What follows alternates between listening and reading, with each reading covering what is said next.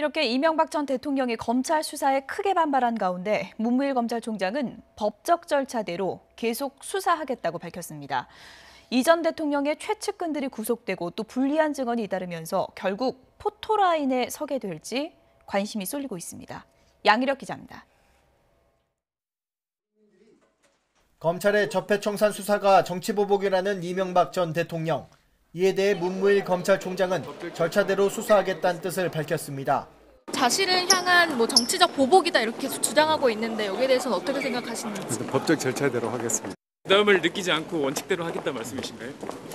법적 절차를 잘 따라서 하겠습니다. 또 다른 검찰 관계자 역시 이 전 대통령의 발언에 대해 할 말이 없다면서도 기존 수사 방침을 계속 이어갈 뜻을 굽히지 않았습니다. 검찰 관계자는 이 전 대통령 기자회견에 앞서 기자들과 만난 자리에서 이 전 대통령 측근들의 국가정보원 특수활동비 불법 수수 사건에 대해 미리 기획하고 방향 잡고 진행하는 로드맵은 없다며 이 전 대통령 측의 표적 기획수사 주장을 반박했습니다. 검찰은 김백준 전 청와대 총무기획관을 소환해 구속 뒤 첫 조사를 벌였습니다. MB 집사로 불리는 김 전 기획관은 국정원으로부터 4억여 원을 받은 혐의를 받고 있습니다.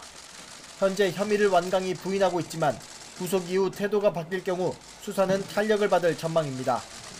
앞서 검찰은 김주성 당시 국정원 기조실장을 조사하면서 김 전 기획관에게 돈을 건넸을 뿐 아니라 이 전 대통령을 독대한 자리에서 특활비 상납이 문제가 될 수 있다는 취지로 보고했다는 진술을 확보한 것으로 전해졌습니다.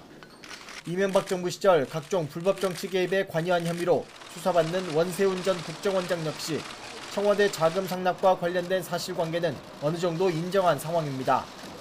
이 전 대통령의 최측근들이 하나둘 입을 열기 시작하면서 이 전 대통령이 검찰 포토라인에 설 가능성이 커지고 있다는 전망이 나오고 있습니다.